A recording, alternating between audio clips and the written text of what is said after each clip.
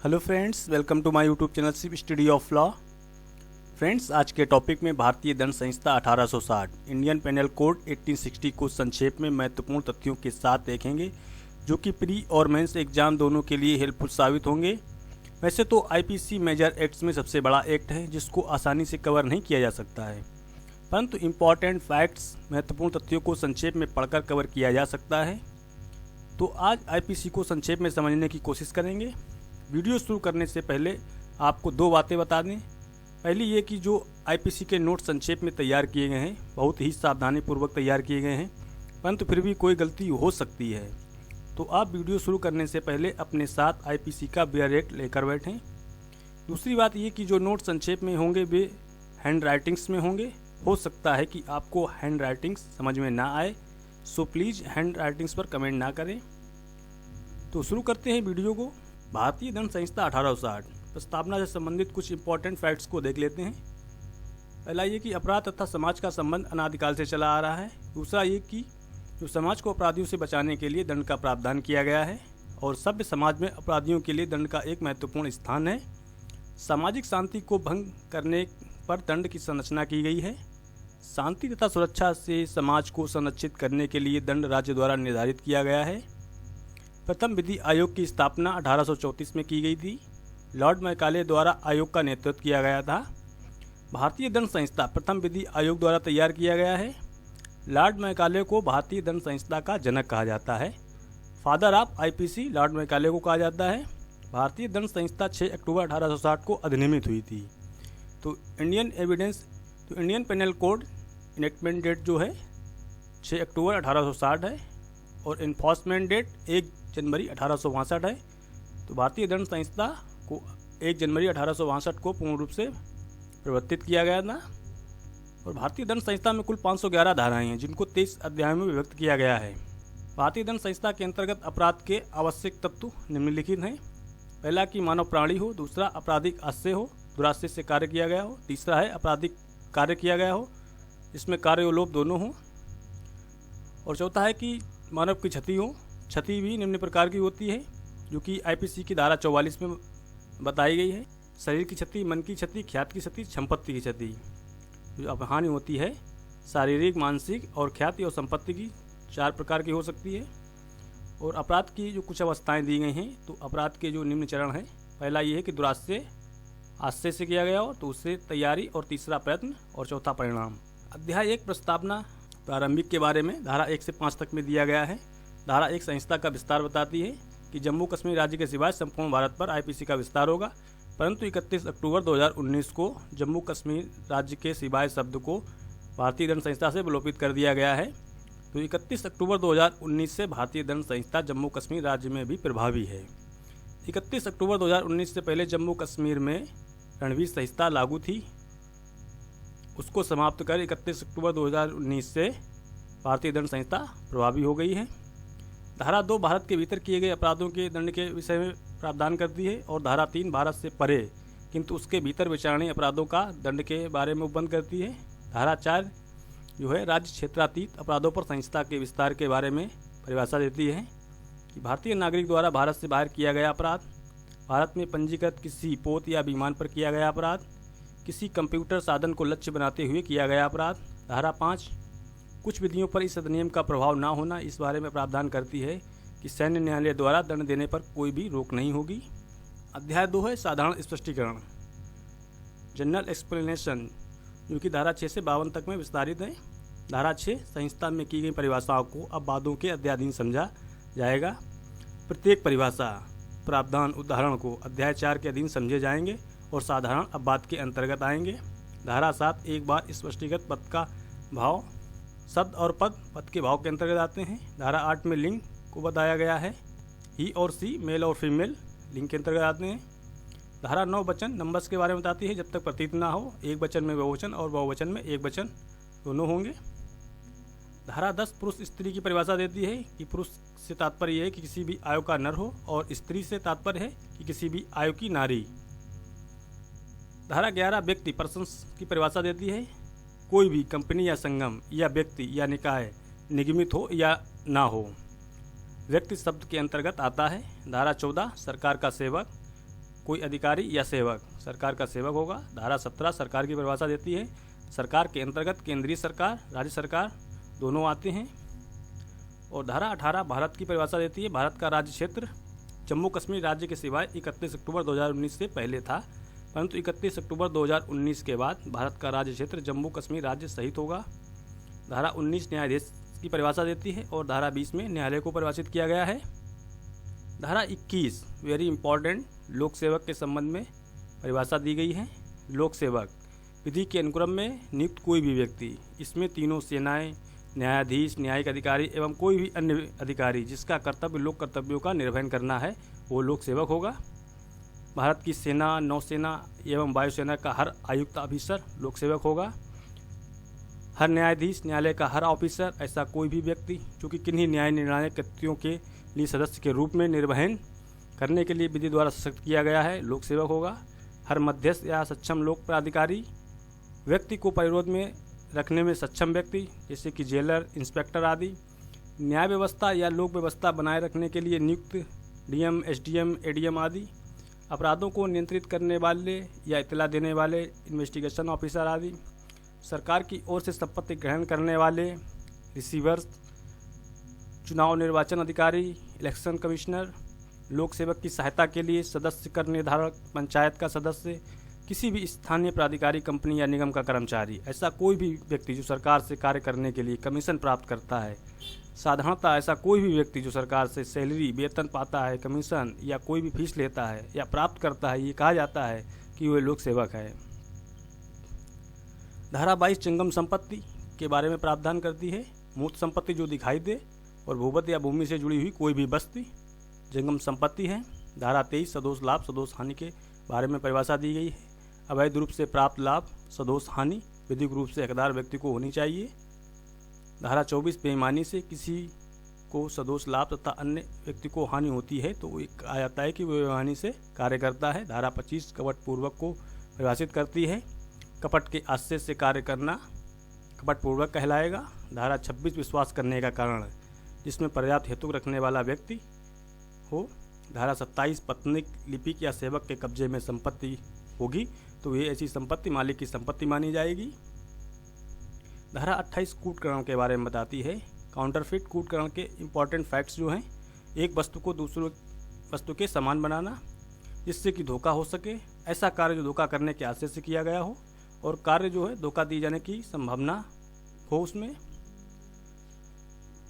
धारा 29 दस्तावेज की परिभाषा देती है। किसी भी पदार्थ पर अक्षरों से, अंकों से, चिन्हों से या अन्य साधनों द्वारा या अधिक साधनों से अभिव्यक्त या वर्णित किया गया है या कोई भी ऐसा विषय या ऐसी सामग्री साक्ष्य के रूप में प्रयोग की जाती है वह दस्तावेज कहलाती है। धारा 29 से इलेक्ट्रॉनिक अभिलेख की परिभाषा देती है। इलेक्ट्रॉनिक अभिलेख के अंतर्गत आंकड़ा, रिकॉर्ड द्वारा प्राप्त की गई छायाप्रति, फ़ोन अथवा कंप्यूटर द्वारा उत्पादित की गई कोई भी स्लिप, इलेक्ट्रॉनिक रूप में भेजी गई ध्वनि या वीडियो क्लिप इलेक्ट्रॉनिक दस्तावेज के अंतर्गत आती हैं।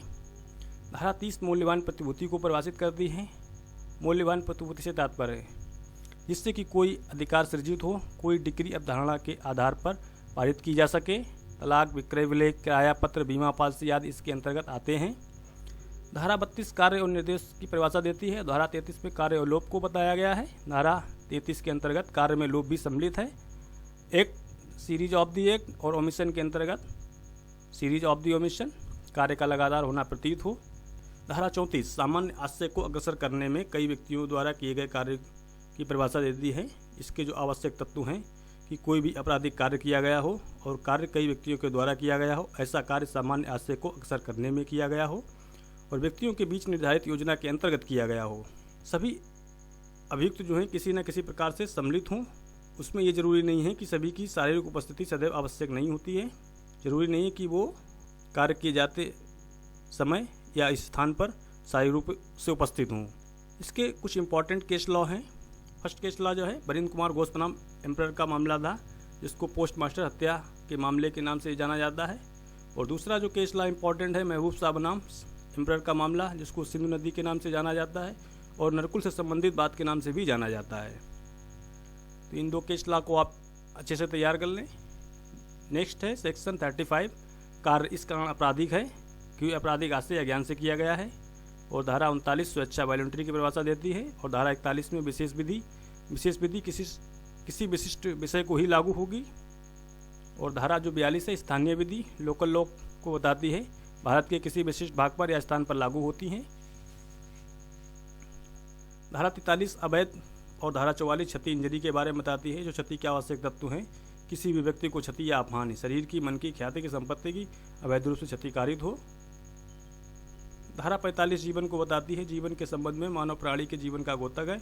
और धारा 46 मृत्यु को बताती है, मानव प्राणी की मृत्यु का द्योतक है। और धारा 47 जीव जंतु के संबंध में परिभाषा दी गई है, मानव प्राणी से भिन्न कोई भी जीवधारी का द्योतक है। और धारा 51 में शपथ को बताया गया है। शपथ के अंतर्गत प्रत्येक ज्ञान एवं घोषणा जो न्यायालय या लोक सेवक के समक्ष की जाए या विधि द्वारा अपेक्षित या प्राधिकृत हो, शपथ के अंतर्गत आती है। वेरी इंपॉर्टेंट सेक्शन धारा 52 सद्भावनापूर्वक। इस शब्द का आईपीसी में सबसे ज़्यादा प्रयोग किया गया है। सद्भावनापूर्वक का सम्यक सतर्कता से किया गया कार्य ध्यान तथा विश्वास के साथ किया गया हो और कार्य की प्रकृति, परिणाम एवं महत्व के संबंध में जानता हो। कार्य करने वाला व्यक्ति परिणाम एवं महत्व को उसकी जानता हो कि उसकी प्रकृति क्या होगी। धारा 52A में संशय हार्वर्स को परिभाषित किया गया है। संशय के अंतर्गत किसी भी व्यक्ति को आश्रय देना, भोजन या पेय या धन या वस्त्र आदि देना संशय के अंतर्गत आता है। आयुध, गोला बारूद ले जाने का साधन देना, पकड़े जाने से बचाना या छिपाना, ये सब संशय के अंतर्गत आते हैं। इसका एक अपवाद बहुत इम्पोर्टेंट है, पत्नी तथा पति द्वारा दिया गया संशय अपराध नहीं होगा। यदि कोई भी पति कोई अपराध करके आया है और पत्नी को बताता है तो पत्नी पर जोर नहीं दिया जाएगा, तो संशय के अंतर्गत नहीं आएगा। भारतीय दंड संहिता की धारा 212 में अपवाद का प्रावधान दिया गया है और भारतीय साक्ष्य अधिनियम की धारा 122 में भी रिलीफ दी गई है। अपराध होने के बाद जो सहायता होती है वो संशय होती है और अपराध होने के पहले जो सहायता दी जाती है वो दुष्प्रेरण कहलाता है। दुष्प्रेरण को भारतीय दंड संहिता की धारा 107 में बताया गया है। अध्याय 3 जो कि दंडों के विषय में बताता है, इसमें धारा 53 से 75 तक में प्रावधान किए गए हैं। धारा 53 जो कि दंड के बारे में बताती है, तो धारा 53 के अंतर्गत 5 प्रकार का दंड दिया जा सकता है। पहले 6 प्रकार के थे, जो कि आजीवन निर्वासन देश निकाला था, उसको समाप्त कर दिया गया है, तो 5 प्रकार के दंड बचे हैं। पहला है मृत्युदंड, दूसरा आजीवन कारावास, तीसरा कारावास है जो कि कठिन और सादा 2 प्रकार का होगा, और चौथा संपत्ति का संप्रहण, और 5वां जुर्माना। धारा 53A समुचित सरकार एप्रोप्रिएट गवर्नमेंट की परिभाषा देती है, जो कि बहुत ही इम्पोर्टेंट है। समुचित सरकार के अंतर्गत केंद्रीय सरकार, राज्य सरकार दोनों आते हैं। भारतीय दंड संहिता की धारा 54 और 55 की जो शक्ति है समुचित सरकार के अधीन है। भारतीय दंड संहिता की धारा जो 54 है, मृत्युदंडादेश का लघुकरण समुचित सरकार के अंतर्गत सिर्फ केंद्रीय सरकार के अधीन भारत के राष्ट्रपति द्वारा किया जा सकता है, जो कि भारतीय संविधान के अनुच्छेद 72 में प्रावधान दिया गया है। अनुच्छेद 72 में राष्ट्रपति की क्षमादान की शक्ति दी गई है, और जो मृत्युदंड को क्षमा करने की शक्ति सिर्फ राष्ट्रपति के पास ही है, जो कि अनुच्छेद 72 में दी गई है। तो धारा जो 54 है, मृत्युदंडादेश का लघुकरण सिर्फ राष्ट्रपति ही कर सकते हैं, और विशेष परिस्थितियों में उच्च न्यायालय के द्वारा भी दंड प्रक्रिया संहिता 1973 के अंतर्गत धारा 416 में मृत्युदंडादेश को लघुकृत किया जा सकता है। 416 किसी गर्भवती महिला को यदि फांसी की सजा या मृत्युदंड दिया जाता है तो हाईकोर्ट को शक्ति है कि वो उसको आजीवन कारावास में परिवर्तित कर सकते हैं। भारतीय दंड संहिता की धारा 55 की जो शक्ति है वो समुचित सरकार के अंतर्गत केंद्रीय सरकार, राष्ट्रपति की शक्ति जो अनुच्छेद 72 के अंतर्गत है, और राज्य सरकार के अंतर्गत राज्यपाल की शक्ति अनुच्छेद 161 के अंतर्गत है। भारतीय संविधान के अनुच्छेद 161 में राज्यपाल को क्षमादान की शक्तियाँ प्रदान की गई हैं। उसके अंतर्गत राज्यपाल भी कारावास को कम कर सकते हैं। धारा 57 दंडावधियों की भिन्न है, वेरी इंपॉर्टेंट सेक्शन है। इससे परीक्षाओं में प्री मेंस इंटरव्यू तक परीक्षाओं में प्रश्न पूछे जाते हैं, क्योंकि इसमें अधिकतर लोग कन्फ्यूजन में रहते हैं कि जो कारावास होगा, आजीवन कारावास को 20 वर्ष माना जाता है या शेष जीवन के लिए माना जाता है, इसमें कन्फ्यूजन रहता है। तो जब दंडावधियों की गणना जब की जाएगी अदालत के द्वारा तो वो 20 वर्ष के समान गिना जाएगा, परंतु आजीवन कारावास व्यक्ति के शेष प्राकृत जीवन काल के लिए कारावास तक होता है। धारा 73 एकांत परिरोध और धारा 74 में एकांत परिरोध की अवधि के बारे में दिया गया है। इसका एक सिद्धांत है, इसको प्रायश्चित सिद्धांत के नाम से भी जाना जाता है। इसके जो आवश्यक तत्व हैं, एकांत कारावास सिर्फ कठोर कारावास में ही दिया जा सकता है। साधारण कारावास में एकांत कारावास नहीं दिया जाएगा। किसी भी दशा में 3 माह से अधिक कारावास नहीं होगा। एकांत परिरोध का जो कारावास होगा उसकी अवधि किसी भी दशा में 3 माह से अधिक नहीं होगी। 0 से 6 माह तक के कारावास में एकांत कारावास 1 महीने का दिया जाएगा और 6 वर्ष से लेकर 1 वर्ष तक का अगर कारावास है तो उसमें एकांत कारावास 2 माह का होगा। 1 वर्ष से कितना भी हो, एकांत कारावास 3 महीने से अधिक नहीं होगा किसी भी परिस्थिति में। यदि कारावास का निष्पादन एग्जीक्यूशन किया जाता है तो उस दशा में एक बार में एकांत कारावास 14 दिन से अधिक नहीं दिया जाएगा। यदि दिए गए कारावास की अवधि 3 माह से अधिक है तो एकांत कारावास 1 माह में 7 दिन से अधिक नहीं दिया जाएगा। एकांत कारावास एक सुधारात्मक प्रक्रिया है, दंडात्मक प्रक्रिया नहीं है। इसको प्रायश्चित सिद्धांत के नाम से भी जाना जाता है कि व्यक्ति एकांत में बैठकर अपने पापों का प्रायश्चित कर सके। धारा 75 जो है पूर्व दोष सिद्धि के पश्चात अध्याय 12 या 17 के अधीन कुछ अपराधों के लिए वर्धित दंड के बारे में प्रावधान करती है। 3 वर्ष या अधिक दंड से दंडित व्यक्ति पुनः अपराध करता है तो वे आजीवन कारावास या 10 वर्ष तक के कारावास से दंडित होगा। अध्याय 4 साधारण अपराध। अध्याय 4 जो यहाँ पे साधारण अपराध लिखा है, गलती से लिख गया है, साधारण अपवाद होगा। जनरल एक्सप्लेनेशन धारा 76 से 106 तक में दिया गया है। पूरे चैप्टर में दुराश्रयों का अभाव रहता है। धारा 76 बताती है विधि द्वारा आबद्ध, बाउंड बाय लॉ, तथ्य की भूल के कारण अपने आप को विधि द्वारा आबद्ध होने का विश्वास करने वाले व्यक्ति के द्वारा किया गया कार्य। इसके कुछ आवश्यक तत्व हैं। व्यक्ति द्वारा किया गया कार्य जो विधि द्वारा बाध्य है, विधि द्वारा अपने को बाध्य समझता है। भूल तथ्य से संबंधित होनी चाहिए, विधि से संबंधित नहीं होनी चाहिए, क्योंकि तथ्य की भूल क्षम्य है, विधि की भूल क्षम्य नहीं है। कार्य सद्भावनापूर्वक विश्वास के साथ होना चाहिए। जो भी कार्य किया जाए वो सद्भावनापूर्वक किया जाए। इसमें व्यक्ति अपने को विधि द्वारा आबद्ध समझता हो, बाउंड बाय लॉ हो। धारा 77 न्यायिकता कार्य करते हुए न्यायाधीश का कार्य। न्यायाधीश द्वारा ऐसी किसी भी शक्ति के प्रयोग में की जाती हो जिसके बारे में उसे विश्वास है कि वे उसे विधि द्वारा दी गई हो। धारा 78 न्यायालय के निर्णय या आदेश के अनुसरण में किए गए कार्य। इसके इम्पोर्टेंट फैक्ट्स जो हैं, निर्णय या आदेश के अनुसरण में की जाए, निर्णय या आदेश के प्रवृत्त रहते की जाए, विश्वास करता हो कि उसे वैसी अधिकारता थी। धारा 79 विधि द्वारा न्यायमत, जस्टिफाइड बाय लॉ, या तथ्य की भूल से अपने को विधि द्वारा न्यायमत होने का विश्वास करने वाले व्यक्ति द्वारा किया गया कार्य। इसके इम्पोर्टेंट्स जो एलिमेंट्स हैं, भूल तथ्य से संबंधित होनी चाहिए, विधि से नहीं। भूल सद्भावना में की गई हो, दुर्भावना से नहीं। कर्ता कार्य करने के लिए अपने को विधि द्वारा अधिकृत मानता हो, जस्टिफाइड बाय लॉ, विधि द्वारा न्यायमत हो। धारा 80 विधिपूर्व कार्य करने में दुर्घटना। इसके जो एलिमेंट्स हैं, कार्य एक दुर्घटना या दुर्भाग्य हो, बिना आश्रय या ज्ञान के किया गया हो, वैध साधनों द्वारा वैध रीति से किया गया हो, उचित सतर्कता और सावधानी बरती गई हो तो कोई बात अपराध नहीं है। जो दुर्घटना या दुर्भाग्य से हो।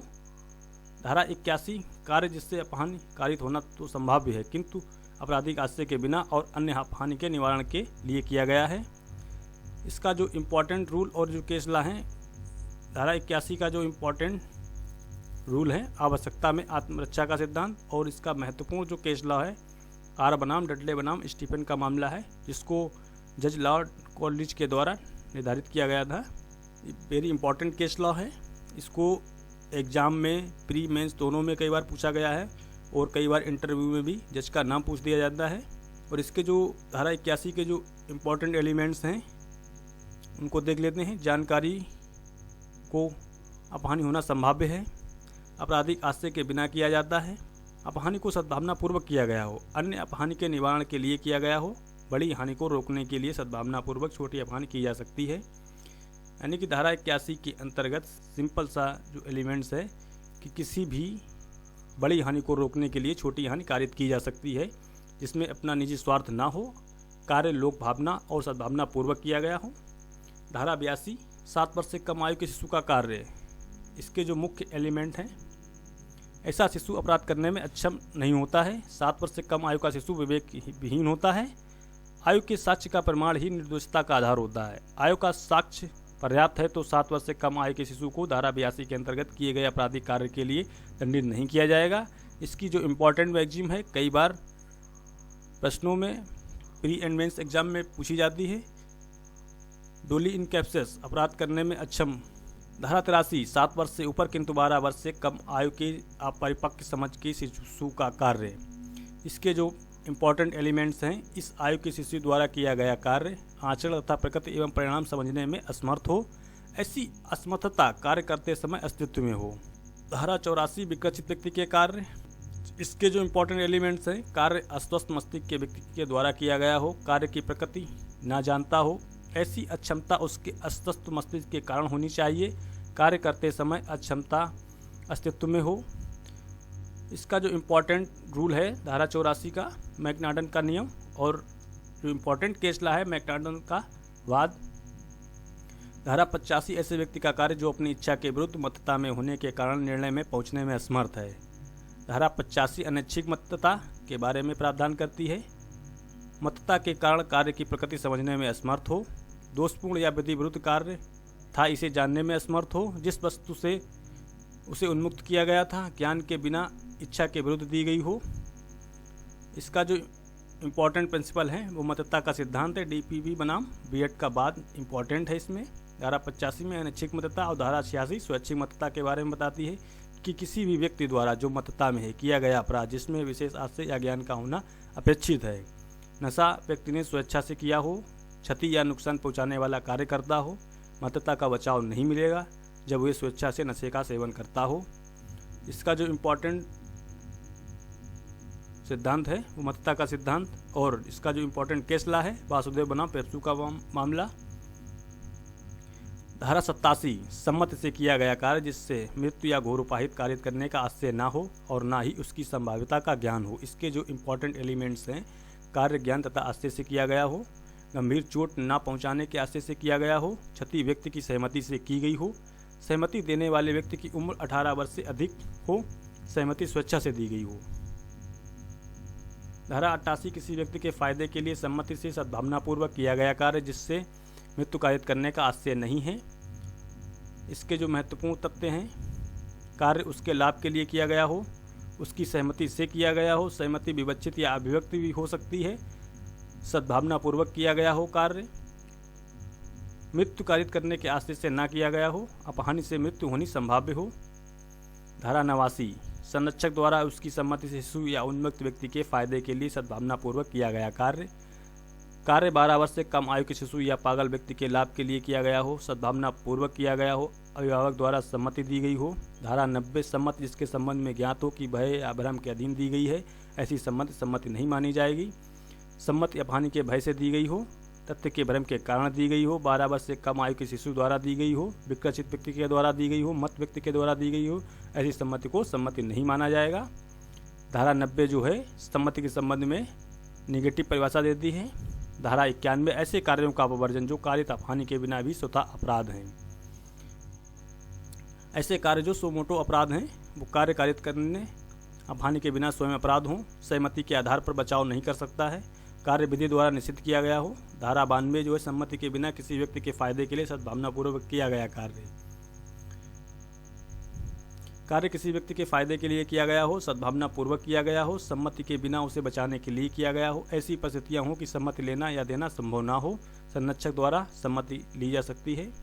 तो धारा 92 जो है इसका एक एग्जाम्पल ये है कि मान लीजिए किसी व्यक्ति का अचानक एक्सीडेंट हो जाता है और उसको अस्पताल ले जाया जाता है, इतना समय नहीं है कि उसके संरक्षक या जान पहचान वालों को सूचना दी जा सके।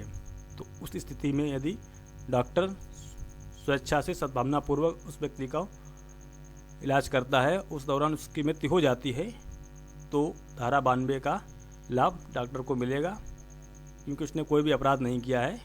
ऐसी स्थिति में परिस्थितियां ऐसी बन जाती हैं कि वो किसी से भी सम्मति लेने का समय नहीं होता है। धारा 93 सद्भावनापूर्वक दी गई संसूचना, व्यक्ति को सद्भावनापूर्वक सूचित किया गया हो, संसूचना उसके फायदे के लिए हो। धारा 94 हुए कार्य जिसको करने के लिए कोई भी व्यक्ति धमकियों द्वारा विवश किया गया हो, कार्य स्वेच्छा से ना किया गया हो, कार्य धमकी से विवश होकर किया गया हो, मृत्यु का भय दिया गया हो तब कार्य किया गया हो, कर्ता के पास उक्त कार्य करने के अलावा कोई भी विकल्प ना हो। तो इन परिस्थितियों में किसी के व्यक्ति द्वारा जो कार्य किया जाता है तो ये कार्य उसका नहीं होता है। धारा 95 तुच्छ हानि कारित करने वाला कार्य, युक्ति संगत व्यक्ति शिकायत ना करे, कार्य तुच्छ प्रकृति का हो, क्षति की प्रकृति सामान्य हो, इसकी जो इम्पोर्टेंट मैगजीम है, डी मिनिमिस नॉन क्यूरेट लैक्स, विधि तुच्छ बातों पर ध्यान नहीं देती है, वेरी इंपॉर्टेंट मैगजीम है। प्री मेंस इंटरव्यू तीनों में पूछी जाती है। नेक्स्ट है प्राइवेट प्रतिरक्षा का अधिकार, जो कि 96 से 106 तक में दिया गया है। धारा 96 प्राइवेट प्रतिरक्षा में की गई बातें हैं। कार्य अपनी व्यक्तिगत रक्षा के लिए किया गया हो, समाज या लोक सेवक की सहायता प्राप्त ना हो सकती हो, अपने शरीर तथा संपत्ति पर किए गए आक्रमण से रक्षा करने में समर्थ हो। धारा 97 शरीर तथा संपत्ति की प्राइवेट प्रतिरक्षा का अधिकार, शरीर तथा संपत्ति दोनों के प्रतिरक्षा का अधिकार प्रदान करती है। धारा 97 शरीर पर प्रभाव डालने वाले अपराध के विरुद्ध स्वयं की हो, समाज की सहायता प्राप्त ना हो सकती हो, अपने या अन्य की शरीर तथा संपत्ति पर किए गए आक्रमण के विरुद्ध हो। चोरी, लूट, रिष्टी या आपराधिक अत्याचार के मामलों में अपनी या अन्य व्यक्ति की शरीर या संपत्ति की रक्षा करें तो उसको धारा 97 का लाभ मिलेगा। धारा 98 ऐसे व्यक्ति के कार्य के विरुद्ध प्राइवेट प्रतिरक्षा का अधिकार जो विकृत आदि हो, कार्य समझ की परिपक्वता के अभाव में हो, विकृत व्यक्ति द्वारा किए जाने पर बचाव का अधिकार हो, मन स्थिति के अभाव में किया गया हो, अवैध कार्य के विरुद्ध प्रतिरक्षा का अधिकार प्राप्त हो। धारा 99 कार्य जिनके विरुद्ध प्राइवेट प्रतिरक्षा का कोई अधिकार नहीं है, ऐसे कार्य जो लोक सेवक के द्वारा किए गए हों, सद्भावना पूर्वक किया गया हो, पदाभास के अंतर्गत किया गया हो, मृत्यु या घोर उपाहित की आशंका ना हो तो उसके अंतर्गत प्राइवेट प्रतिरक्षा का अधिकार उपलब्ध नहीं होगा। धारा 100 शरीर की प्राइवेट प्रतिरक्षा के अधिकार का विस्तार मृत्यु कारित करने तक का होता है। कब किसी व्यक्ति की मृत्यु प्राइवेट प्रतिरक्षा के अधिकार में की जा सकती है? वेरी इंपॉर्टेंट सेक्शंस है और वेरी इंपॉर्टेंट फैक्ट्स हैं। तो ये 7 इंपॉर्टेंट फैक्ट्स हैं जिसके अंतर्गत किसी भी व्यक्ति की मृत्यु कारित की जा सकती है। हमला से मृत्यु की आशंका हो, हमला से घोरपाती की आशंका हो, हमला बलात्कार के आशय से किया गया हो, हमला प्रकृति विरुद्ध काम तृष्णा के आशय से किया गया हो, हमला व्यापहरण या अपहरण के आशय से किया गया हो, हमला जिसका परिणाम सदोष परिरोध हो, हमला तेजाब फेंकने या सेवन कराने से संबंधित हो। तो ये जो 7 इंपॉर्टेंट एलिमेंट्स हैं इसके, इन परिस्थितियों में किसी भी व्यक्ति की मृत्यु कारित की जा सकती है। पहला है मृत्यु की आशंका, दूसरा घोरपति की आशंका, तीसरा बलात्कार के संबंध में और व्यापहरण और अपहरण के संबंध में, और 5वां अप्राकृतिक काम तृष्णा और सदोष परिरोध और एसिड अटैक के संबंध में किसी भी व्यक्ति की मृत्यु कारित की जा सकती है। धारा 101 कब ऐसे अधिकार का प्रयोग का विस्तार मृत्यु से भिन्न कोई भी अपहानि कारित करने तक होता है। हमलावर की मृत्यु के अलावा कोई अपहानि सीमा से अधिक नहीं होगी, अपहानि सीमाओं के अध्याधीन होगी। धारा 102 शरीर की प्राइवेट प्रतिरक्षा के अधिकार का प्रारंभ और बने रहने के संबंध में कब तक बनी रहेगी। प्राइवेट प्रतिरक्षा का अधिकार कब तक बना रहेगा शरीर के संबंध में? तो शरीर के खतरे की आशंका उत्पन्न होने पर, अपराध करने के प्रयत्न या धमकी पर भय समाप्त ना हो तब तक बना रहेगा। धारा 103 कब संपत्ति की प्राइवेट प्रतिरक्षा के अधिकार में किसी की मृत्यु कारित की जा सकती है। तो धारा 103 के जो इम्पोर्टेंट एलिमेंट्स हैं, पहला है लूट, रात्रि गृह वेदन, अग्नि द्वारा रिष्ट, चोरी, रिष्ट या अत्याचार से आशंका मृत्यु या घोर उपाहित की हो, अग्नि या विस्फोटक पदार्थ द्वारा रिष्ट का कार्य करने में हो। तो इन 5 के तथ्यों के संबंध में किसी भी व्यक्ति की मृत्यु कारित की जा सकती है जब ऐसी परिस्थितियां उत्पन्न हो। धारा 104 ऐसे अधिकार का विस्तार मृत्यु से भिन्न कोई अपहानि कारित करने तक कब होता है। धारा 99 में दिए गए निबंधनों के अध्याधीन दोषकर्ता के मृत्यु से भिन्न कोई अपहानि स्वेच्छा से कारित करने तक हो। धारा 105 संपत्ति की प्राइवेट प्रतिरक्षा का अधिकार का प्रारंभ और बने रहने के संबंध में प्रावधान है। जो इसके एलिमेंट्स हैं, चोरी के विरुद्ध अपराधी के संपत्ति सहित पहुंच से बाहर ना हो जाने तक, लोक प्राधिकारी की सहायता प्राप्त कर लेने तक, संपत्ति वापस प्राप्त कर लेने तक, लूट में मृत्यु, घोर उपाहित, सदोष अवरोध की आशंका बने रहने तक, अत्याचार या रिष्ट के विरुद्ध कार्य करने तक, गृह भेदन में गृह भेदन शुरू तथा अंत तक संपत्ति की प्रतिरक्षा का अधिकार बना रहेगा। धारा 106 घातक हमले के विरुद्ध प्राइवेट प्रतिरक्षा का अधिकार, जबकि निर्दोष व्यक्ति को अपहानि होने का जोखिम हो। निर्दोष व्यक्ति की अपहानि के जोखिम के बिना मृत्यु या घोर उपाहित की आशंका ना हो, परिसीमा से अधिक ना हो। अध्याय 5 है दुष्प्रेरण के विषय में, जो कि धारा 107 से 120 तक में विस्तारित है। धारा 107 किसी बात का दुष्प्रेरण। किसी बात का दुष्प्रेरण तब कहा जाता है जबकि कोई बात करने हेतु किसी भी व्यक्ति को उकसाकर या षड्यंत्र के द्वारा या सहायता पहुंचाकर कोई कार्य किया जाता है तो ये कहा जाता है कि वह दुष्प्रेरण करता है। धारा 108 में दुष्प्रेरक को परिभाषित किया गया है। दुष्प्रेरक अपराध किए जाने का दुष्प्रेरण, दुष्प्रेरित व्यक्ति द्वारा उसी आशय या ज्ञान से कार्य को करना, विधि अनुसार असमर्थ व्यक्ति द्वारा अपराध करना दुष्प्रेरक के अंतर्गत आता है। धारा 108 है भारत से बाहर के अपराधों का भारत में दुष्प्रेरण। इसके जो एलिमेंट्स हैं, भारत के बाहर या परे अपराध का भारत में किए जाने पर अपराध होना, धारा 109 दुष्प्रेरण का दंड, यदि दुष्प्रेरित कार्य उसके परिणाम स्वरूप किया जाए और जहाँ की उसके दंड के लिए कोई भी अभिव्यक्ति उपबंध नहीं है। दुष्प्रेरण के अनुसरण में दुष्प्रेरित कार्य किया गया हो और संहिता में दंड का कोई भी अभिव्यक्ति उपबंध ना हो। धारा 110 दुष्प्रेरण का दंड, यदि दुष्प्रेरित व्यक्ति दुष्प्रेरण के आशय से भिन्न आशय से कार्य करता है। किसी भी अपराध का दुष्प्रेरण किया गया हो, दुष्प्रेरित व्यक्ति ने दुष्प्रेरक के आशय से भिन्न कार्य किया हो। धारा 114 वेरी इंपॉर्टेंट सेक्शन है कि अपराध किए जाते समय दुष्प्रेरक की उपस्थिति। मान लीजिए किसी व्यक्ति ने किसी व्यक्ति को दुष्प्रेरित किया और वो व्यक्ति उस स्थान पर पहुंचता है और अपराध करता है और दुष्प्रेरक भी उस स्थान पर उपस्थित हो जाता है, तो धारा 114 उस संबंध में लागू होती है। जो इसके एलिमेंट्स हैं, कार्य की प्रकृति निश्चित रूप से अपराध गठित करे, कार्य या अपराध किया गया हो, वह घटना स्थल पर उपस्थित हो, अन्य व्यक्ति भले ही वास्तविक अपराध करें। धारा 115 मृत्यु या आजीवन कारावास से दंडनीय अपराध का दुष्प्रेरण, यदि अपराध नहीं किया जाता है, यदि अपहानि करने वाला कार्य परिणाम स्वरूप किया जाता है। और धारा 116 कारावास से दंडनीय अपराध का दुष्प्रेरण, यदि अपराध न किया जाए। अध्याय 5A को देख लेते हैं, जो कि आपराधिक षड्यंत्र के बारे में प्रावधान करती है, जिसमें दो ही धाराएं दी गई, 120A 120B। 120A में आपराधिक षड्यंत्र की परिभाषा दी गई है। दो या अधिक व्यक्तियों के बीच समझौता, अवैध कार्य, वैध कार्य अवैध साधनों द्वारा करने या करवाने के लिए व्यक्ति उपस्थित होते हैं, एकत्रित होते हैं, तो ये कहा जाता है कि वे षड्यंत्र करते हैं। धारा 120 भी षड्यंत्र के लिए दंड का प्रावधान करती है। मृत्यु आजीवन कारावास या 2 वर्ष से अधिक के लिए उसी दंड से, 2 वर्ष से कम दंडनीय अपराध के लिए 6 मास या जुर्माने या दोनों हो सकेगा। अध्याय 6 है राज्य के विरुद्ध अपराधों के विषय में प्रावधान करती है, जो कि धारा 121 से 130 तक में विस्तारित है। धारा 121 भारत सरकार के विरुद्ध युद्ध करना या युद्ध करने का प्रयत्न करना या युद्ध करने का दुष्प्रेरण करना। जो कोई व्यक्ति भारत सरकार के विरुद्ध युद्ध करेगा, युद्ध करने का प्रयत्न करेगा, युद्ध करने का दुष्प्रेरण करेगा, वे ऐसे दंड से दंडित किया जाएगा, मृत्यु या आजीवन कारावास और जुर्माना या फिर दोनों से। धारा 122 भारत सरकार के विरुद्ध युद्ध करने के आशय से आयुध आदि संग्रह करना, इसके लिए जो दंड है आजीवन कारावास या जो 10 वर्ष से कम का नहीं होगा और जुर्माना।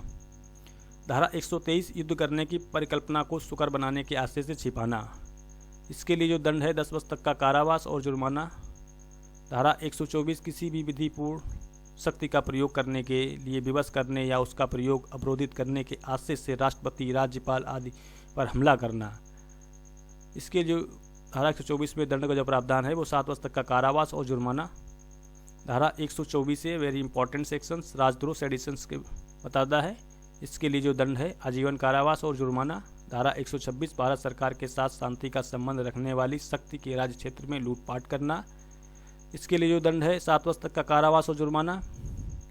अध्याय 7 सेना, नौसेना और वायुसेना से संबंधित अपराधों के विषय में, इसमें जो धाराएं 131 से 140 तक में विस्तारित किया गया है। धारा 131 विद्रोह का दुष्प्रेरण या सैनिक, नौसैनिक या वायुसैनिक को कर्तव्य से विचलित करने का प्रयत्न करना।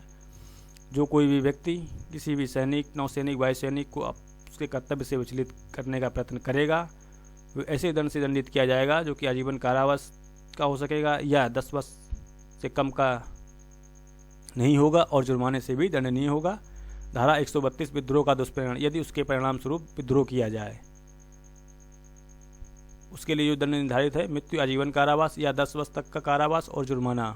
धारा 136 अभित्याजक को संशय देना, अभित्याजक को संशय देने के संबंध में जो दंड है 2 वर्ष तक का कारावास या जुर्माना या फिर दोनों। धारा 140 सैनिक, नौसैनिक, वायुसैनिक द्वारा उपयोग में लाई जाने वाली पोशाक पहनना या टोकन धारण करना। जो कोई व्यक्ति सैनिक, नौसैनिक, वायुसैनिक द्वारा उपयोग में लाई जाने वाली पोशाक या टोकन को धारण करेगा, वह ऐसे दंड से दंडित किया जाएगा, जो कि 3 मास तक का हो सकेगा या जो कि जुर्माना 500 रुपये तक हो सकेगा या फिर दोनों से दंडित किया जाएगा। तो फ्रेंड्स, आज के टॉपिक में इतना ही, क्योंकि आईपीसी अपने आप में एक बड़ा एक्ट है। आज के टॉपिक में आईपीसी के अध्याय 1 से अध्याय 7 तक को संक्षेप में कवर किया। उम्मीद है कि आपको हैंड राइटिंग्स के नोट्स समझने में दिक्कत नहीं हुई होगी। आई होप आईपीसी के short notes pre and mains exam के पॉइंट ऑफ व्यू से हेल्पफुल साबित होंगे। तो यदि आप लोग कंटिन्यू संक्षेप में आईपीसी के नोट्स चाहते हैं तो हमें कमेंट बॉक्स में लिखें, मैं आपको शेष अध्याय के नोट्स संक्षेप में प्रोवाइड करा दूंगा। तो यदि आज का टॉपिक आपको पसंद आया है तो लाइक और शेयर अवश्य कर दें, ताकि अन्य लोग भी वीडियो का लाभ उठा सकें। और यदि आप हमारे चैनल सिर्फ स्टडी ऑफ लॉ पर नए हैं या पहली बार आए हैं तो लॉ से रिलेटेड वीडियो पाने के लिए चैनल को सब्सक्राइब कर बेल आइकन को अवश्य प्रेस कर लें, जिससे कि आगे आने वाली वीडियोज़ का नोटिफिकेशन आपको प्राप्त होता रहे। तो फ्रेंड्स, मिलते हैं आपसे नेक्स्ट टॉपिक में। तब तक के लिए bye bye and take care. जय हिंद, जय भारत।